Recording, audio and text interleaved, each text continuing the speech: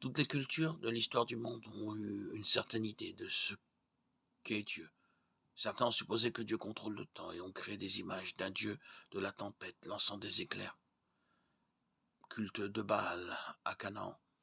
D'autres ont supposé que Dieu est très puissant et ont donc adoré la chose la plus puissante qu'ils pouvaient voir, le soleil, qui est le culte de Ra en Égypte. D'autres ont supposé que Dieu est partout et ont donc adoré tout. Il s'agit ici du panthéisme dans la philosophie stoïque.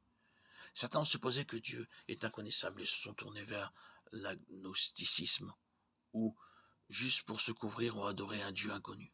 Acte 17-23. Le problème avec chacune de ces hypothèses est qu'elles n'ont qu'une image partielle de qui est Dieu. Oui, Dieu contrôle le temps, mais il contrôle aussi bien plus que cela. Il est puissant, mais bien plus puissant que le soleil. Il est partout, mais il transcende aussi tout.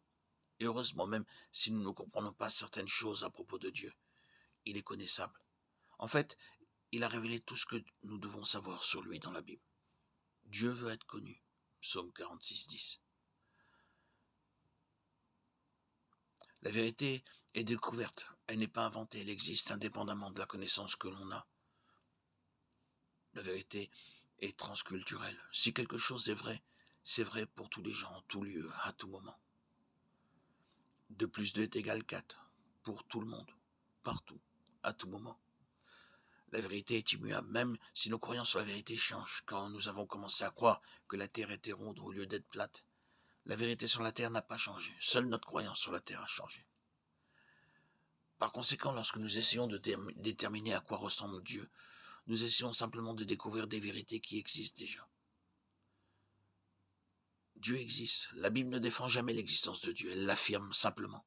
Le fait que Dieu existe devrait être évident à travers les œuvres qu'il a créées.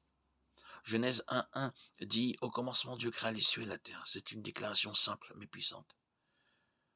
L'univers comprend le temps, l'espace, la matière et l'énergie, de sorte que tous les éléments discernables dans l'univers sont venus à l'existence par décret de Dieu.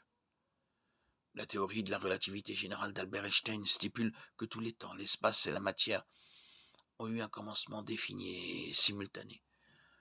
Ce qui a un commencement a une cause. C'est la loi de la causalité et le fait de Dieu explique facilement la cause ultime. Dieu est le créateur de tout ce qui est. Et nous avons donc autre chose à son sujet. Il est tout-puissant. Joël 1:15. Il existe éternellement par lui-même. Psaume 90:2.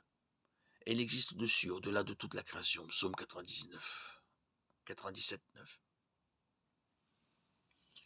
Le même Dieu qui a créé toutes ces choses contrôle également ces choses. Il est souverain. Ésaïe 46:10. Celui qui a créé un objet en est le propriétaire et a le pouvoir de l'utiliser comme il l'entend. La cause ultime a l'autorité ultime. Dans Ésaïe 44:24, Dieu se présente comme celui qui a fait toutes choses, qui seul a étendu les cieux, qui par moi seul a étendu la terre.